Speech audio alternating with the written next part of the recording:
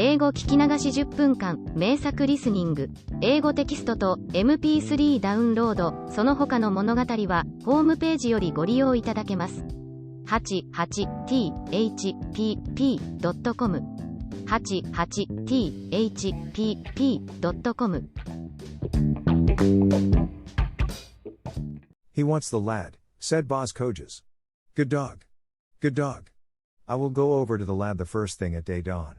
For no one but Patrisky knew that Nello had left the hut, and no one but Patrisky divined that Nello had gone to face starvation and misery alone. The mill kitchen was very warm, great logs crackled and flamed on the hearth, neighbors came in for a glass of wine and a slice of the fat goose baking for supper.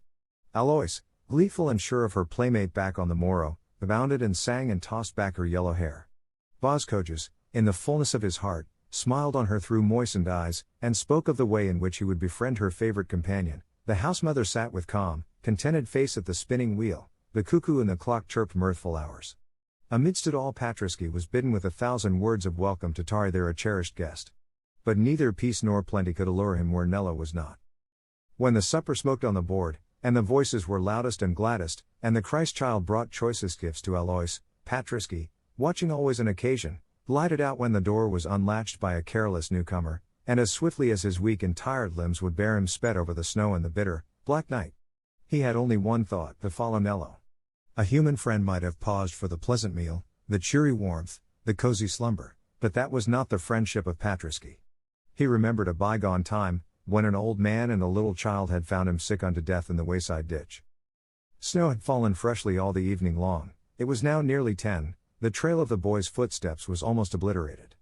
It took Patrisky long to discover any scent. When at last he found it, it was lost again quickly, and lost and recovered, and again lost and again recovered, 100 times or more. The night was very wild. The lamps under the wayside crosses were blown out, the roads were sheets of ice, the impenetrable darkness hid every trace of habitations, there was no living thing abroad. All the cattle were housed, and in all the huts and homesteads men and women rejoiced and feasted. There was only Patrisky out in the cruel cold, old and famished and full of pain, but with the strength and the patience of a great love to sustain him in his search. The trail of Nello's steps, faint and obscure as it was under the new snow, went straightly along the accustomed tracks into Antwerp.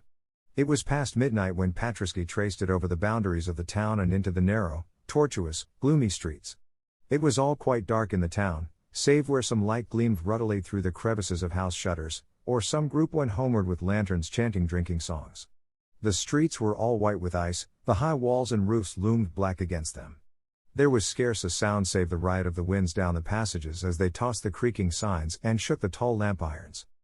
So many passers-by had trodden through and through the snow, so many diverse paths had crossed and recrossed each other, that the dog had a hard task to retain any hold on the track he followed. But he kept on his way, though the cold pierced him to the bone, and the jagged ice cut his feet, and the hunger in his body gnawed like a rat's teeth. He kept on his way, a poor gaunt, shivering thing, and by long patience traced the steps he loved into the very heart of the burg and up to the steps of the great cathedral. He has gone to the things that he loved, thought Patrisky, he could not understand, but he was full of sorrow and of pity for the art passion that to him was so incomprehensible and yet so sacred. The portals of the cathedral were unclosed after the midnight mass. Some heedlessness in the custodians, too eager to go home and feast or sleep, or too drowsy to know whether they turned the keys aright, had left one of the doors unlocked. By that accident the footfalls Patrisky sought had passed through into the building, leaving the white marks of snow upon the dark stone floor. By that slender white thread, frozen as it fell, he was guided through the intense silence, through the immensity of the vaulted space, guided straight to the gates of the chancel, and, stretched there upon the stones, he found Nello. He crept up and touched the face of the boy.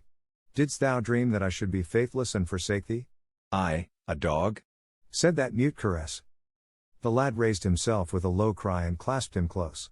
"Let us lie down and die together," he murmured. "Men have no need of us, and we are all alone." In answer, Patrisky crept closer yet, and laid his head upon the young boy's breast.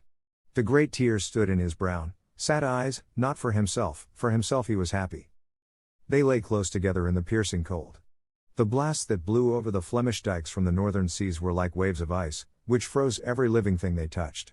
The interior of the immense vault of stone in which they were was even more bitterly chilled than the snow-covered plains without. Now and then a bat moved in the shadows, now and then a gleam of light came on the ranks of carven figures. Under the Reubens they lay together quite still, and soothed almost into a dreaming slumber by the numbing narcotic of the cold. Together they dreamed of the old glad days when they had chased each other through the flowering grasses of the summer meadows, or sat hidden in the tall bulrushes by the water's side, watching the boats go seaward in the sun. Suddenly through the darkness a great white radiance streamed through the vastness of the isles. The moon, that was at her height, had broken through the clouds, the snow had ceased to fall, the light reflected from the snow without was clear as the light of dawn. It fell through the arches full upon the two pictures above, from which the boy on his entrance had flung back the veil. The elevation and the descent of the cross were for one instant visible. Nello rose to his feet and stretched his arms to them, the tears of a passionate ecstasy glistened on the paleness of his face. "I have seen them at last," he cried aloud. "Oh God, it is enough." His limbs failed under him, and he sank upon his knees, still gazing upward at the majesty that he adored. For a few brief moments the light illumined the divine visions that had been denied to him so long, light clear and sweet and strong as though it streamed from the throne of heaven. Then suddenly it passed away, once more a great darkness covered the face of Christ. The arms of the boy drew close again the body of the dog. "We shall see his face, there," he murmured, "and he will not part us, I think." On the morrow, by the chancel of the cathedral, the people of Antwerp found them both. They were both dead, the cold of the night had frozen into stillness alike the young life and the old. When the Christmas morning broke and the priests came to the temple, they saw them lying thus on the stones together. Above the veils were drawn back from the great visions of Rubens, and the fresh rays of the sunrise touched the thorn-crowned head of the Christ. As the day grew on there came an old, hard-featured man who wept as women weep. "I was cruel to the lad," he muttered, "and now I would have made amends, yea, to the half of my substance, and he should have been to me as a son." There came also, as the day grew apace, a painter who had fame in the world, and who was liberal of hand and of spirit.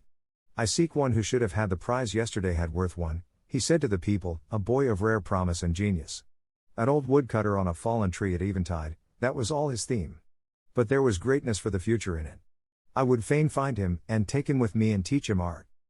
And a little child with curling fair hair, sobbing bitterly as she clung to her father's arm, cried aloud, "Oh, Nello, come. We have all ready for thee. The Christ child's hands are full of gifts, and the old piper will play for us, and the mother says thou shalt stay by the hearth and burn nuts with us all the Noel week long, yes, even to the Feast of the Kings. And Patriski will be so happy. Oh, Nello, wake and come." But the young pale face, turned upward to the light of the great Rubens with a smile upon its mouth, answered them all, "It is too late." For the sweet, sonorous bells went ringing through the frost, and the sunlight shone upon the plains of snow, and the populace trooped gay and glad through the streets, but Nello and Patriski no more asked charity at their hands. All they needed now Antwerp gave unbidden. Death had been more pitiful to them than longer life would have been. It had taken the one in the loyalty of love, and the other in the innocence of faith, from a world which for love has no recompense and for faith no fulfillment. All their lives they had been together, and in their deaths they were not divided, for when they were found the arms of the boy were folded too closely around the dog to be severed without violence, and the people of their little village, contrite and ashamed, implored a special grace for them, and, making them one grave, laid them to rest there side by side, forever. 英語聞き流し10分間、名作リスニング。英語テキストと MP3 ダウンロード、その他の物語は、ホームページよりご利用いただけます。88thpp.com 88thpp.com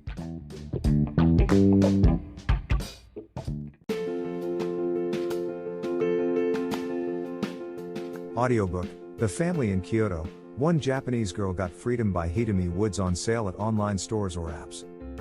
Apple Books, Google Play, Audible, 43 available distributors in total.